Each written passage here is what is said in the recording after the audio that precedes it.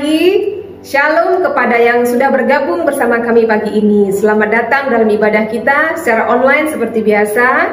Dan hujung-hujung minggu seperti ini saya yakin ramai di antara kita yang keluar rumah untuk beriadah ataupun sekadar berjalan-jalan. Saya ingatkan kembali kepada kita semua, jangan lupa tetap patuhi SOP untuk menjaga keselamatan kita dan juga orang lain. Kepada yang baru saja bergabung dengan kami, saya ucapkan shalom dan selamat pagi, terutamanya kepada yang baru pertama kali bersama di dalam ibadah ini bersama kami. Sila tinggalkan komen Anda di dalam ruangan chat ataupun nama Anda. Dengan senang hati kami mau berkenalan dengan Anda semua. Ya, hari ini kita mau masuk dalam ibadah kita. Saya yakin dan percaya semua sudah siap untuk memuji dan menyembah Tuhan, bahkan untuk mendengar firman Tuhan. Mari kita mau serahkan waktu ini ke dalam tangan Tuhan, biar Roh Kudus yang berkuasa yang memimpin kita. Mari kita berdoa. Bapa kami di dalam surga, kami bersyukur, berterima kasih untuk pagi hari ini. Tuhan, kami mau serahkan waktu ini ke dalam tangan-Mu. Kami siap untuk memuji, menyembah-Mu dan bahkan mendengarkan firman-Mu. Tuhan, berkati urapi semua hamba-hamba-Mu yang terlibat di dalam pelayanan pagi ini, dan semua jemaat-Mu, saudara-saudari kami yang mengikuti ibadah hari ini. Roh Tuhan bekerja atas kami. Terima kasih Bapa di surga, di dalam nama Tuhan Yesus Kristus kami berdoa dan bersyukur. Haleluya, amin. Selamat beribadah, Tuhan Yesus memberkati. Salam semua jemaat yang dikasihi Tuhan. Kita bertemu lagi di dalam ibadah online kita pada hari ini. Kita bersyukur kepada Tuhan karena Tuhan masih memberikan kita kesempatan-kesempatan, waktu-waktu yang diberikan Tuhan kepada kita untuk mengucap syukur dan untuk datang kepada Tuhan.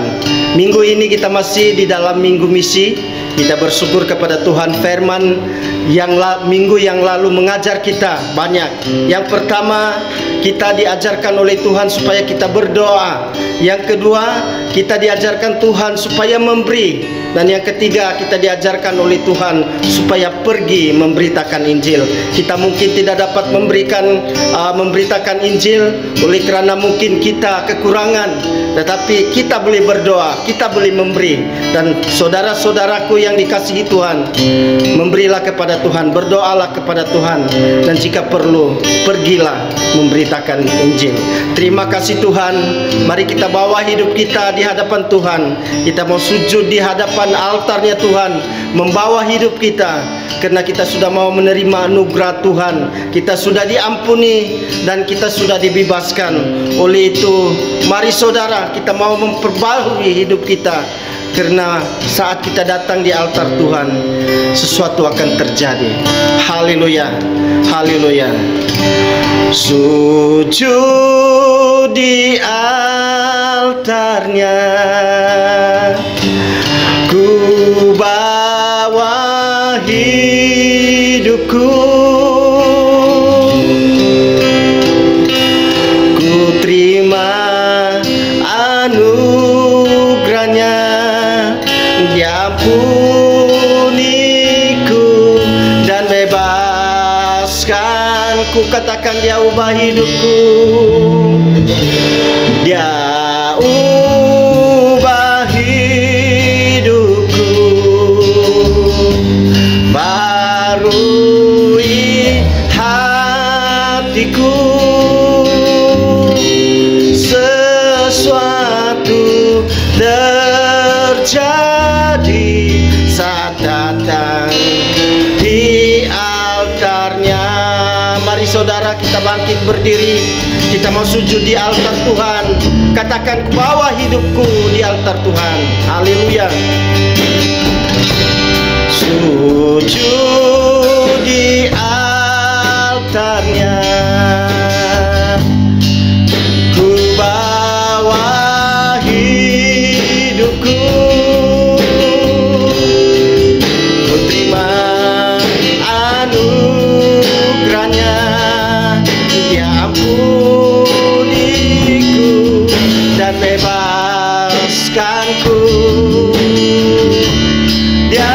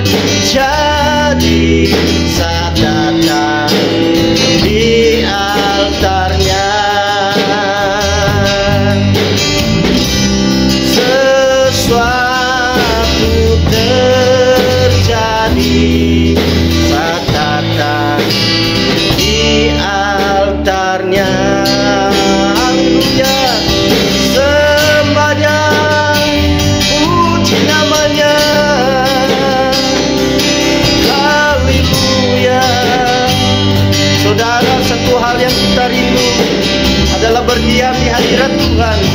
Kita mau sesuatu terjadi ketika kita datang di altarnya, menikmati kebaikan Tuhan dalam hidup kita. Mari katakan kepada Tuhan dalam lubuk hatimu yang paling dalam, satu hal yang kurindu, berdiam di hadirat Tuhan. Haleluya. Itu hal yang kurindu, berdiam di dalam rumah-Mu. Satu hal yang ku pinta, menikmati bait-Mu Tuhan. Katakan, satu hal yang ku rindu, satu hal yang ku rindu, berdiam di dalam rumah-Mu. Satu hal yang ku pinta, menikmati bait-Mu Tuhan.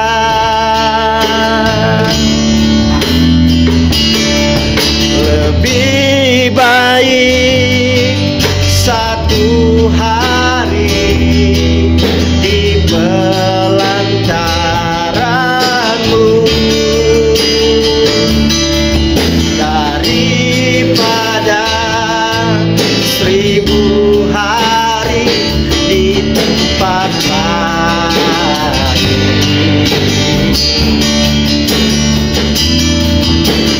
Memuji-Mu, menyembah-Mu, Kau Allah yang hidup, dan menikmati semua kemurahan-Mu. Katakan, satu hal yang ku rindu, satu hal yang ku rindu, berdiam di dalam rumah-Mu. Satu hal yang ku pinta, menikmati bait-Mu Tuhan.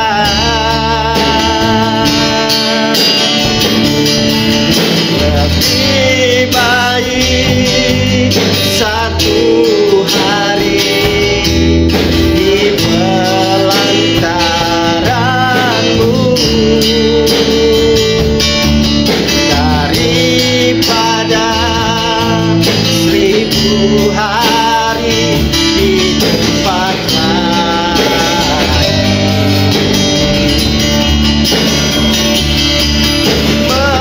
Memuji-Mu, menyembah-Mu, Kau Allah yang hidup, dan menikmati semua kebaikan-Mu.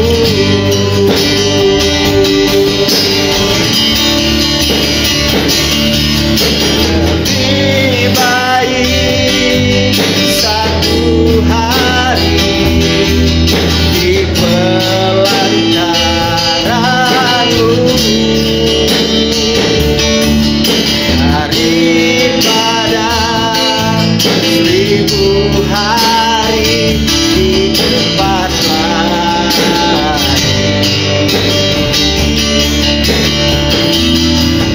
Memuji-Mu, menyembah-Mu, Kau Allah yang hidup, dan menikmati semua kemurahan-Mu, dan menikmati semua kemurahan-Mu,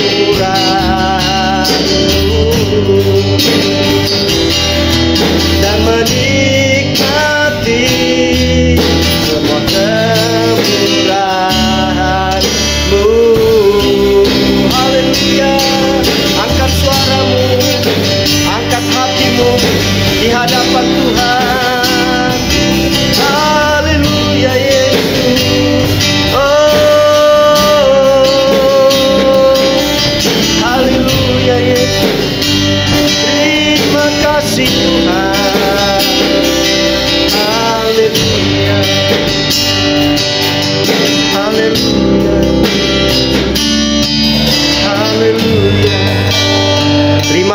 Tuhan, untuk segala kebaikan-Mu.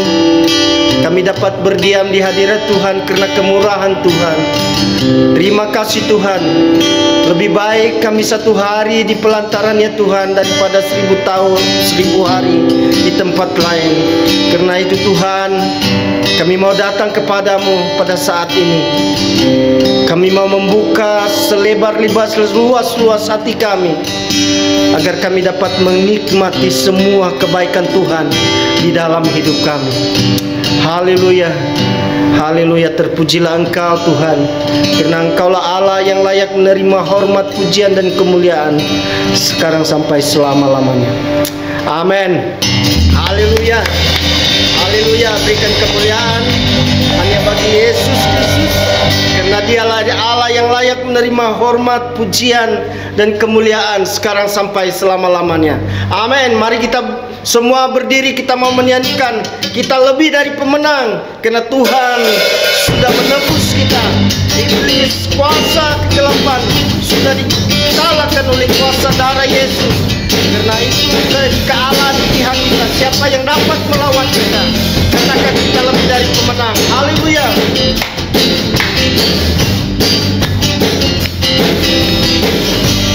Dari pemenang dalam segala perkara, telah dikalahkan oleh kuasa darah-Nya. Jika Allah di pihak kita, siapa dapat melawan? Kita lebih dari pemenang. Haleluya. Kibarkanlah pancinya, Yesus Raja segala raja. Haleluya. Bangkitlah gerejanya, kita lebih dari pemenang. Haleluya. Kita lebih dari pemenang karena kuasa darah Yesus. Amin. Haleluya.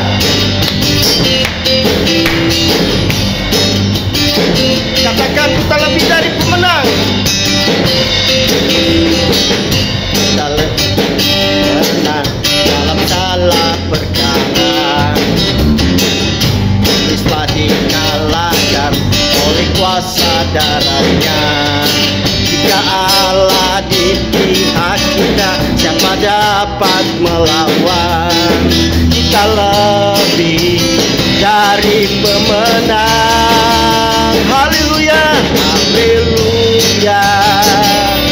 Kibarkan pancinya, Yesus Raja segala raja. Haleluya. Bangkitlah gerejanya, kita lebih dari pemenang. Haleluya. Kibarkanlah pancinya, Yesus Raja segala raja. Haleluya. Bangkitlah gerejanya, kita lebih dari pemenang. Haleluya. Kibarkanlah pancinya, Yesus Raja segala raja. Haleluya. Bangkitlah gerejanya, kita lebih dari pemenang. Kita lebih dari pemenang. Kita lebih dari pemenang. Haleluya. Kita lebih dari pemenang karena Yesus adalah Raja di atas segala raja. Haleluya, haleluya. Berikan kemuliaan hanya bagi Yesus, karena Dialah Raja di atas segala raja. Haleluya, haleluya. Terima kasih Tuhan. Haleluya, haleluya. Saudara, ketika semua di dalam kehidupan kita berlalu begitu saja, bila semua perkara diizinkan Tuhan berlaku di dalam hidupmu, ketika kau sudah kehilangan harta, kehilangan takhta, apakah engkau mau mengasihi Tuhan lagi? Tetapi semua perkara itu terkadang Tuhan memberikan kita melewati pencobaan-pencobaan, karena Tuhan mau memberikan yang terbaik bagi kehidupan kita. Saudaraku, kita bersyukur kepada Tuhan karena pandemik sudah semakin berlalu di negara kita. Kita bersyukur kepada Tuhan, kita sudah melewati pencobaan ini, dan pasti yang terbaik yang Tuhan berikan kepada kita. Katakan kepada Tuhan, waktu Tuhan adalah waktu yang terbaik. Haleluya. Mari kita naikkan pujian ini. Jadikan pujian ini sebagai doamu pada hari ini, pada pagi hari ini. Jadikan ini, lagu ini sebagai doamu. Tuhan, terima kasih karena Engkau mengizinkan pencobaan ini dan kami bisa melewatinya dengan begitu baik. Karena kami yakin dan percaya waktu Tuhan adalah waktu yang terbaik. Haleluya. Haleluya. Kau izinkan sesuatu terjadi. Ku percaya semua untuk kebaikanku. Bila nanti telah tiba waktumu, ku percaya kuasa-Mu memulihkan hidupku. Katakan, bila Kau izinkan. Haleluya. Bila Kau izinkan sesuatu terjadi, ku percaya semua untuk kebaikanku. Bila nanti telah tiba waktumu, ku percaya kuasa-Mu memulihkan hidupku. Tuhan pasti yang terbaik, walau kadang tak mudah dimengerti. Lewati cobaan, ku tetap percaya waktu Tuhan pasti yang terbaik.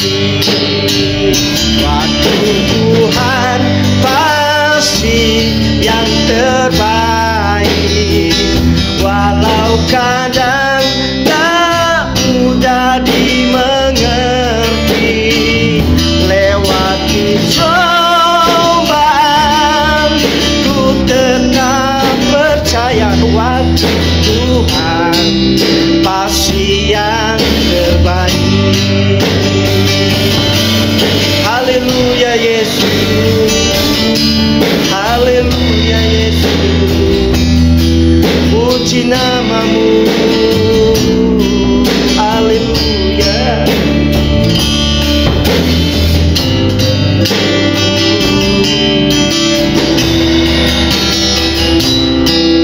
Haleluya. Bila Kau izinkan sesuatu terjadi, ku percaya semua karena kebaikan-Mu. Bila nanti telah tiba waktu,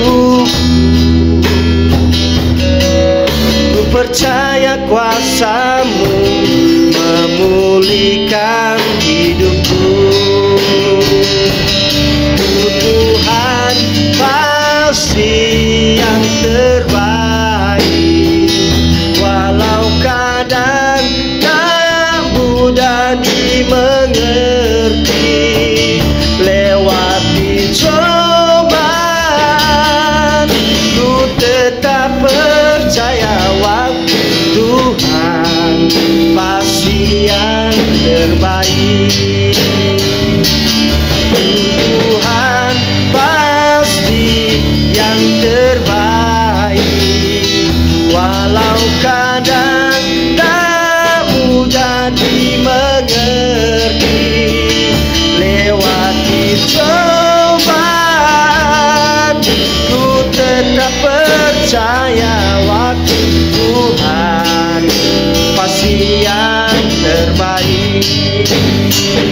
Waktu Tuhan pasti yang terbaik. Walau kadang tak mudah dimengerti, lewati cobaan ku tetap percaya waktu Tuhan pasti yang terbaik. Waktu Tuhan pasti yang terbaik. Waktu Tuhan pasti yang terbaik. Oh, haleluya. Waktu yang terbaik Tuhan. Haleluya Yesus. Sembahyang, sembahyang. Oh, haleluya Yesus. Terima kasih Tuhan. Haleluya. Haleluya Yesus. Haleluya Yesus. Terima kasih Tuhan. Terima kasih Tuhan, karena waktu-waktu dan kesempatan terakhir yang Tuhan berikan kepada kami. Kami yakin dan percaya Tuhan, segala sesuatu yang Kau sudah berikan kepada kami adalah satu pencobaan yang harus kami lewati, dan akhirnya pasti yang terbaik yang Tuhan berikan kepada kami. Kami berdoa Tuhan, seluruh jemaat Tuhan yang memuji dan memuliakan Engkau pada pagi hari ini, Tuhan sudah memberikan waktu yang terbaik bagi mereka.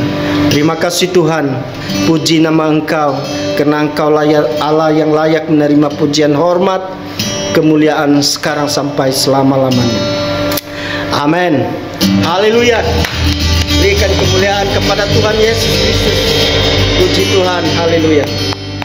Haleluya. Puji syukur kepada Tuhan yang senantiasa mencukupkan segala keperluan kita. Dan kami sangat bersyukur kalau Tuhan memakai saudara dan saudari semua sebagai perpanjangan tangannya untuk memberkati gereja kita Glad Tidings.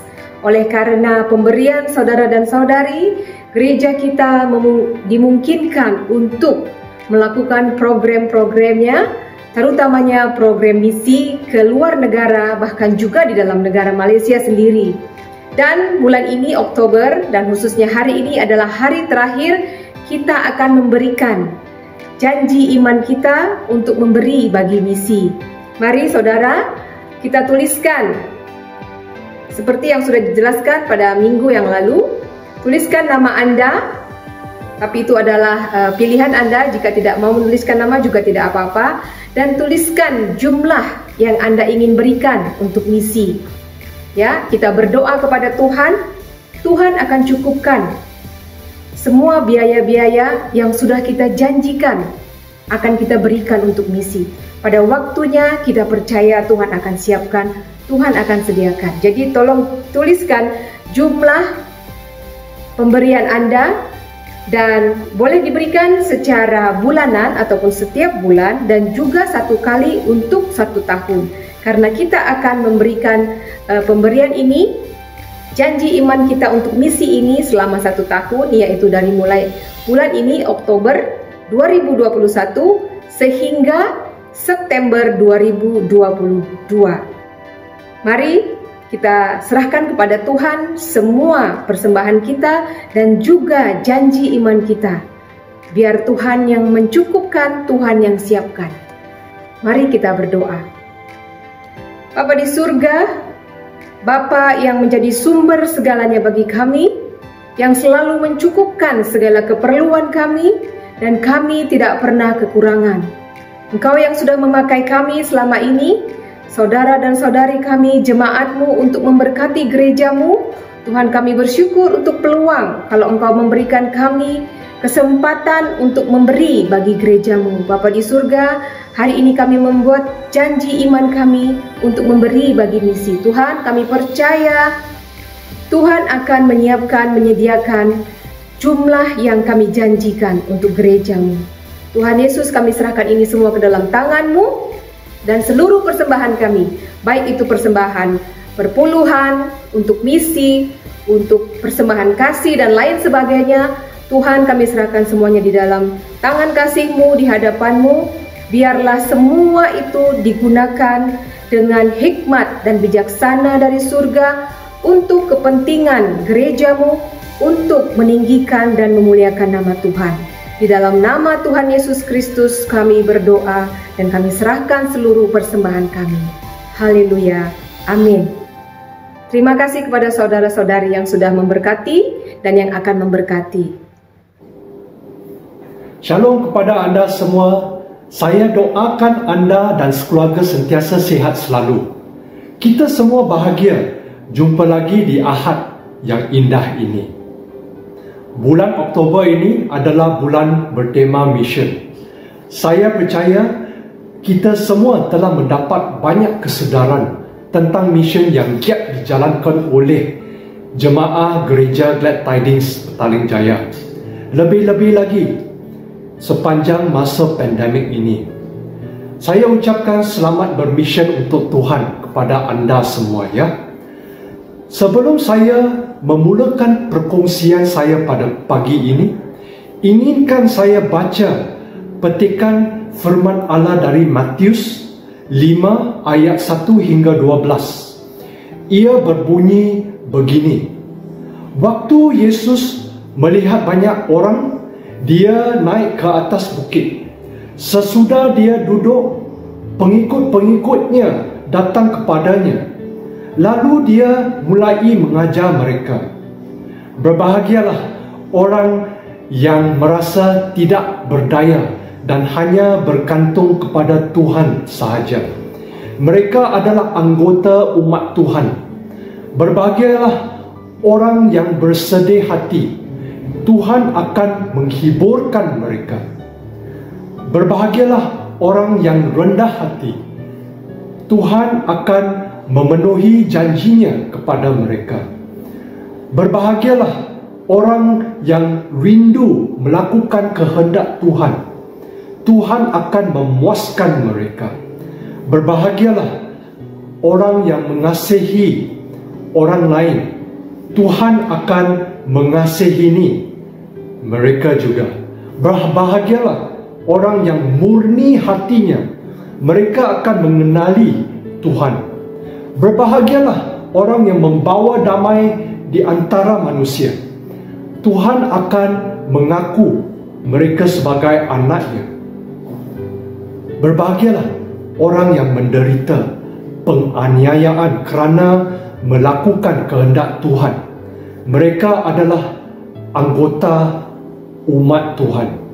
Berbahagialah kalian kalau dicela, dianiayai dan difitnah demi aku. Nabi-nabi yang hidup sebelum kalian sudah dianiayai seperti itu. Bersukacitalah dan bergembiralah, sebab besarnya upah di surga yang akan disediakan Tuhan untuk kalian. Semoga kita sentiasa bahagia selalu atas berkat Tuhan. Saudara-saudari, setiap hari apabila kita memandu kereta ke tempat kerja, kebanyakan antara kita akan lalui jalan yang sesak. Lebih-lebih lagi apabila kelonggaran yang diberi oleh pihak kerajaan Malaysia selepas berbulan-bulan lamanya duduk di rumah akibat penularan COVID-19.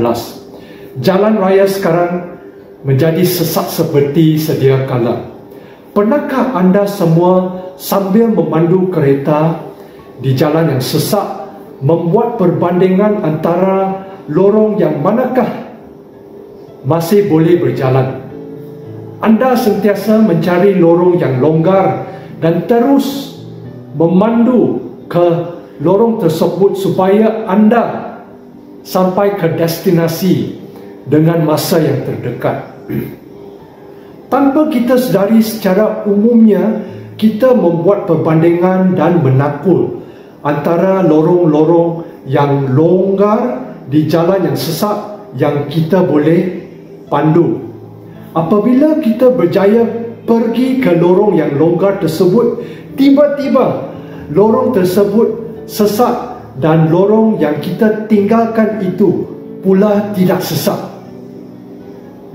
Pernahkah anda berdepan situasi begini?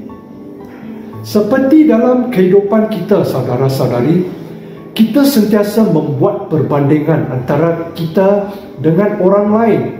Perbandingan antara kawan-kawan kita secara permakaian, pekerjaan, tahap kekayaan, harta benda, pendidikan, status dan sebagainya. Siapakah yang kita bandingkan pada hari ini, saudara-saudari sekalian? Adakah kita bandingkan dengan jiran kita yang memiliki kereta yang baru dan cantik? Adakah kita membandingkan dengan abang kita yang memiliki harta kekayaan yang banyak? Adakah kita membandingkan dengan rakan sekerja kita yang setiap hari memakai pakaian yang lebih cantik daripada kita? Adakah kita bandingkan dengan kawan-kawan kita yang memiliki rumah yang besar dan cantik?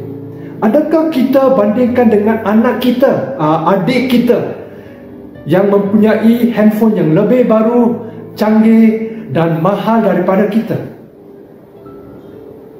Saudara-saudari sekalian, di bulan Oktober yang bertema mission, seringkali kita dengar perkongsian mengenai mission. Saya percaya pada hari-hari Ahad sebelumnya, pastor dan ketua-ketua kelompok sel telah berkongsi betapa pentingnya kita sebagai jemaah gereja memberi keutamaan dalam mission Tuhan. Firman Matius 28 ayat 19 hingga 20 ada menyatakan dan menyuruh kita semua untuk pergilah, jadikanlah semua bangsa muridku dan baptiskanlah mereka atas nama Bapa, Anak dan Roh Kudus. Ajarlah mereka melakukan segala sesuatu yang telah ku perintah kepadamu, dan ketahuilah aku menyertai kamu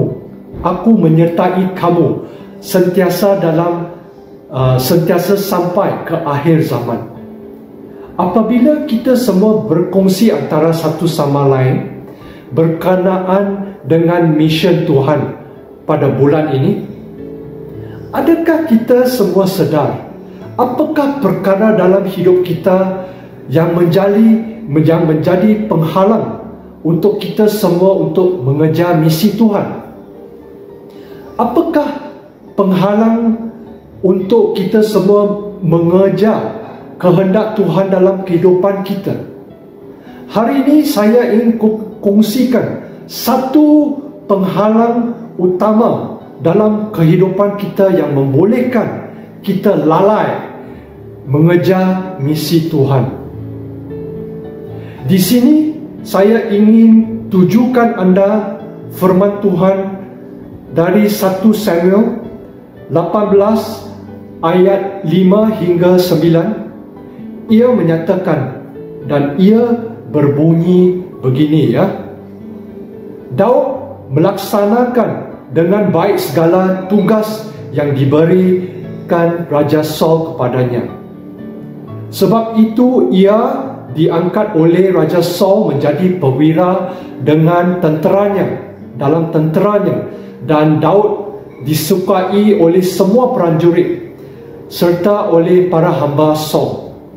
Ketika Saul kembali sesudah mengalahkan Goliat orang Filistin itu, dan para prajurit berbaris masuk ke dalam kota, wanita-wanita keluar dari semua kota di Israel untuk menyambut Raja Saul. Mereka menyanyikan lagu-lagu gembira dan menari-nari dengan memainkan rebana dan kecapi, sambil menari-nari, para wanita tersebut bernyanyi demikian. Saul membunuh beribu-ribu musuh, tetapi Daud berpuluh-puluh ribu. Mendengar itu, Saul menjadi sangat marah, sebab pikirnya Daud dianggap telah menewaskan berpuluh-puluh ribu, sedangkan aku hanya beribu-ribu sahaja. Sebentar lagi tentulah ia dijadikan raja oleh mereka. Sejak hari itu, Saul mula iri hati kepada Daud. Saudara-saudari sekalian, perkara yang menjadi penghalang kita bagi mengejar misi Tuhan adalah membuat perbandingan antara kita dengan orang lain dalam kehidupan. Perbandingan begitu, saudara-saudari, seringkali boleh menyebabkan kita menjadi iri hati terhadap kejayaan orang lain, seperti Raja Saul. Saul berasa iri hati terhadap kejayaan Daud. Dalam firman 1 Samuel 9 ayat 2 ada menyatakan bahawa Saul adalah seorang pemuda yang tampan dan tegak. Tiada seorang pun di seluruh Israel yang lebih tampan daripadanya. Badannya juga lebih tinggi. Rata-rata tinggi orang Israel hanya sampai pundaknya atau bahunya. Secara penampilannya, Saul sememangnya layak menjadi seorang raja. Dalam firman kemudiannya 1 Samuel 10 ayat 1, Saul telah dilantik oleh Tuhan untuk menjadi raja Israel. Seorang raja, saudara-saudari, seorang raja berasa iri hati terhadap orang bawahannya, Daud, hanya kerana para wanita menyanyikan Saul membunuh beribu-ribu musuh, tetapi Daud berpuluh-puluh ribu. Saudara-saudari, dalam penelitian saya mengenai kepribadian Saul, dia bukan sengaja menjadi iri hati. Dia adalah orang biasa yang inginkan perbuatan kebaikan, inginkan menjadi raja yang adil dan mengejar misi Tuhan. Dia tidak sengaja membuat dosa dan menjadi iri hati terhadap Daud. Sifat dan hatinya inginkan kebaikan. Faktor luaran iaitu nyanyian para wanita terus menjadikan Saul sangat marah dan berkata dalam fikirannya, Daud dianggap telah menewaskan berpuluh-puluh ribu, sedangkan aku hanya beribu-ribu sahaja. Sebentar lagi tentulah ia dijadikan raja oleh mereka. Adakah kita seperti Saul yang membenarkan diri kita dipengaruhi oleh faktor luaran yang negatif sehingga kita menjadi iri hati terhadap orang lain? Zaman sekarang zaman informasi dan digital. Saya percaya ada ramai jemaah gereja di sini yang mempunyai akaun Facebook. Adakah anda berasa iri hati atas banyak like yang diperolehi oleh orang lain, khasnya kawan-kawan anda? Adakah anda berasa iri hati atas kawan-kawan anda yang memiliki kereta barunya yang ditonjol dalam Facebook? Adakah anda berasa iri hati atas adik atau abang anda yang menikmati makanan di restoran yang mewah dan ditonjolkan dalam Facebook? Adakah anda berasa iri hati kerana anda membuat perbandingan dengan kehidupan anda dan kehidupan orang lain di Facebook? Sebab itu kita harus seringkali meneliti hati kita supaya tidak membuat perbandingan dengan orang lain dalam konteks ini, kerana sikap tersebut akan membuat kita iri hati terhadap hal-hal yang baik yang berlaku pada orang lain. Saudara-saudari, membuat perbandingan dengan orang lain dalam kehidupan seringkali boleh menyebabkan pandangan kita terpesong ke arah lain. Kita sepatutnya mengarah pandangan kita kepada Tuhan Yesus. Kalau kita meneliti firman Tuhan seterusnya, Saul terlalu taksub untuk membunuh Daud sehingga dia mengabaikan dan memesong tanggungjawabnya menjadi seorang raja yang baik di Israel. Ramai di antara kita yang seringkali terlalu fokus terhadap kehendak kita sehingga kita ketepikan kehendak Tuhan dalam kehidupan kita. Sudahkah anda tahu kehendak Tuhan dalam kehidupan anda? Adakah anda tahu misi Tuhan? Misi Tuhan bagi kita semua adalah untuk menjadi lebih Kristus lagi setiap hari. Membuat perbandingan dengan orang lain akan menyebabkan kita penting kepada diri sendiri sehingga kita mengabaikan kehendak Tuhan dalam hidup kita. Seperti Saul yang membuat perbandingan dengan Daud sehingga dia mengabaikan kehendak Tuhan untuk ia menjadi seorang raja yang baik. Saul iri hati terhadap Daud sehingga dia ketakutan untuk kehilangan kuasa rajanya. Membuat perbandingan dengan orang lain dalam kehidupan seringkali, saudara-saudari sekalian, seringkali boleh menyebabkan kebahagiaan kita terlampas sehingga kita disekat untuk memenuhi kehendak Allah. Apabila kita saling membandingi kehidupan kita dengan orang lain, kita akan selalu berasa kekurangan. Seringkali kita akan terlupa untuk berpuas hati dan berterima kasih kepada Tuhan atas berkat-Nya. Dalam firman Tuhan Filipians 4 ayat 11 hingga 13, Paulus ada menyatakan bahawa saya mengemukakan ini bukan kerana saya berkekurangan, sebab saya sudah belajar berasa puas dengan apa yang ada. Saya sudah mengalami hidup serba kekurangan dan juga hidup dengan berkelebihan. Saya sudah mengenal rahsianya untuk menghadapi keadaan yang bagaimanapun juga, baik dalam keadaan yang makmur maupun keadaan yang miskin, baik dalam keadaan yang mewah maupun keadaan yang berkekurangan. Dengan kuasa yang diberi Kristus kepada saya mempunyai kekuatan untuk menghadapi segala rupa keadaan.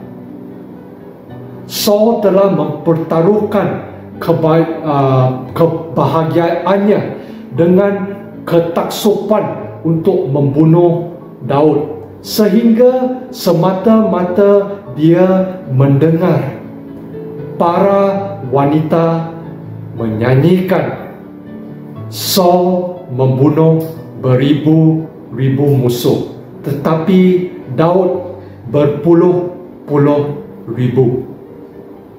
Barangkali apabila kita melihat cermin, kita akan melihat Saul dalam diri kita.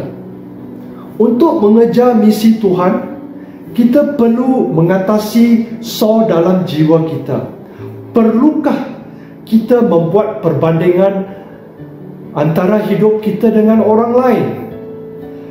Sifat membuat perbandingan kita dengan orang lain akan menyerong kita daripada misi Tuhan, saudara-saudari sekalian. Sehingga kita, nombor satu, menyebabkan kita menjadi iri hati terhadap kejayaan orang lain seperti Saul. Nombor dua, menyebabkan pandangan kita terpesong ke arah lain. Kita sepatutnya mengarah pandangan kita terhadap Tuhan Yesus. Dan nombor tiga, menyebabkan kebahagiaan kita terampas. Moga-moga apabila kita dengan pertolongan Roh Kudus, kita dapat mengatasi sifat banding membandingi antara satu sama lain. Kita pasti akan mengejar misi Tuhan dengan jayanya. Dalam bulan misi ini, marilah kita memperingati kata-kata Paulus di dalam firman 2 Timotius 4 ayat 7. Ia berbunyi begini: Aku mengakhiri pertandingan dengan baik. Aku telah mencapai garisan akhir dan aku telah memelihara imam. Dalam bahasa Inggeris, dia menyatakan, I have fought a good fight. I have finished the race. I have kept the faith. Shalom dan Tuhan memberkati. Sekali lagi, saya ucapkan selamat bermisi untuk Tuhan Yesus.